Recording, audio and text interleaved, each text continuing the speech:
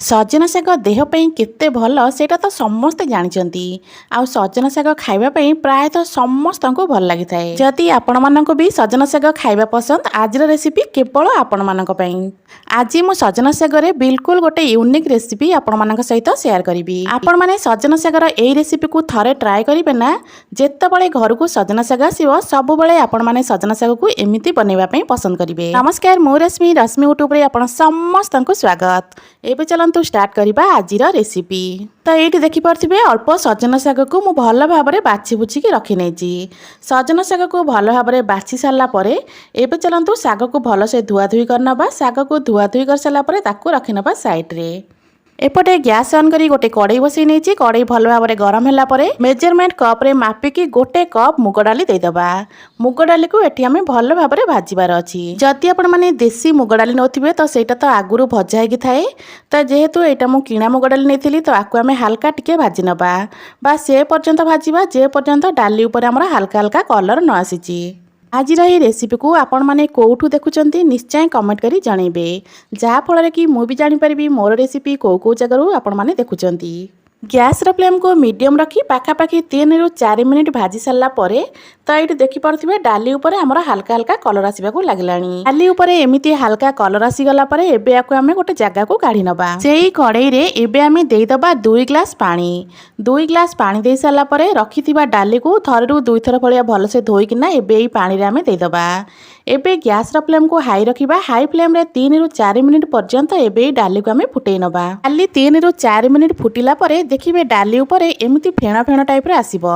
जेतेबेले एमती फेण आसुथिबो डाली ऊपर ताकू गोटे डंकी साहाय्य रे सब जाक फेण को एठी आमे काढी नबा। तो एठी देखि परथिबे डंकी साहाय्य रे सब जाक फेण को मु काढी नेची। तो एमती फेण सब को काढी सारला परे एठी आमे अल्प परिबा ऐड करबा। परिबारे एठी मु नेथिले अल्प कखारु ता सहित गोटे बाइगण को एमती काटिकी नि जाइथिली। ता सहित एठी आमे देइदबा गोटे बड़ साइज रा टमाटो। चमच दबा हलदी गुंड ता सहित स्वाद अनुसार लुण। लुण हलदी गुंड सबू दे सारा पर 1 ରୁ 2 मिनिट गैस रो फ्लेम को हाई रखिथिबा। तापर आकु कवर करदबा। गैस रो फ्लेम को बिल्कुल लो करिकिना आकु भल भाव में सिझिबा पई छाड़िबा। पाखापाखि 7 ରୁ 8 मिनिट पर एबे चलंतु कवर काढ़िबा। तो ये देखि पारुथिबे डाली हमर सिझी गलानी किंतु पूरा गोटा गोटा अछि। एमिति ही रखिथिबे डाली जेतेबेले पूरा एमती गोटा गोटा थिबो आ भल भाव में सिझी जाइथिबो सेई डालीटा खाइबा पई बहुत ही भल लागि थाए। एठी मु कहि रखुची जदि आपण मानको आज रे रेसिपी भल लागे वीडियो को लाइक करिवे शेयर करिवे। जदि आपण माने मो चैनल रे नुआ अछंती ताले प्लीज चैनल को सब्सक्राइब निश्चय करनेबे। तो एठी तो सब जिंस हमर सिझी गलानी। एबे चलंतु एई कड़ई को रखिनबा साइड रे। कड़ई को साइड रे रखिने गैस ऊपर गोटे पैन बसै नबा। पैन को प्रथमे भल भाव में गरम करनबा। पैन हमर भल भाव में गरम ही सारा पर एबे हमें गरम पैन देदबा गोटे चमच परिका सोरिष तेल। तेल टिके गरम हो सारा पर गोटे चमच पंचफुटण ता सहित 3 ରୁ 4ଟା एठी मु सुखिला लंका नेथिली। फुटण को भल भाव में फुटवा पई छाड़िबा। फुटण एमती टकमक ही फुटिला पर एबे आमे एठी ऐड करबा पियाज। तो एठी गोटे मीडियम साइज रो पियाज को एमती लंबा लंबा करी काटि नेथिली। पियाज को एठी हमको भल से गोल्डन ब्राउन कलर करी भाजीबार अछि। मीडियम फ्लेम रे पाखापाखि 3 ରୁ 4 मिनिट एठी मु पियाज को भाजी नेची। 3-4 मिनिट पियाज को भाजी सारा पर पियाज रा कलर देखि परथिबे पूरा चेंज हो गलानी। पियाज एठी हमर भल भाव में गोल्डन ब्राउन कलर मते हे आसलानी। जरा कलर जेतेबेले एमिति हे जिवो एठी हमें ऐड करबा सिझे के रखिथिबा परिबा और डाली को।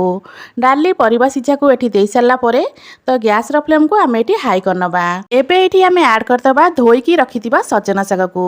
तो सजना शाग को एठी मु देई दोची। शाग को देला बळे गैस रो फ्लेम को हाई ही रखिथिबे। हाई फ्लेम रे 2 ରୁ 3 मिनिट शाग को एमिति टिके एपट सेपट करनबा। तो ये चलतु एठी अल्प नाड़ी बड़ी देदबा। नाड़ी बड़ी आउ शाग दे सारा पर आकु आमे कवर करदबा। कवर करके 3 ରୁ 4 मिनिट छाड़िबा। 3-4 मिनिट रे सबू जिनस हमर बहुत बढ़िया भाव में सिझीजिवो। तो ये चलतु 3-4 मिनिट पर कवर काढ़िबा। तो ये देखि परथिबे शाग हमर पूरा नरम हो जाइछि आउ पूरा भल भाव में मध्य सिझी गलानी। सजना शागर आपण माने विभिन्न प्रकार रेसिपी बनैथिबे। थरे सजना शागर एई रेसिपी को निहाती ट्राए करंतु। देखिबे आपण मानको आज रे रेसिपी बहुत पसंद आसीबो। एठी हमें अल्प देइदबा कोरा नडिया। कोरा नडिया एठी बिल्कुल भी ऑप्शनल अछि। आपण माने चाहिले स्किप मध्य करि परिबे। आ सहित एठी हाफ चमच जीरा लंका गुंड दे देइछि। राग जति खाइबे सेही हिसाब रे जीरा लंका गुंड को आपण माने देबे।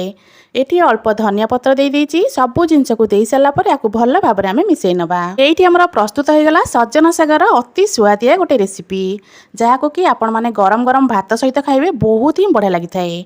आशा करुच्ची आपण मानकू आजिर ई रेसिपी निश्चय पसंद आसथिबो।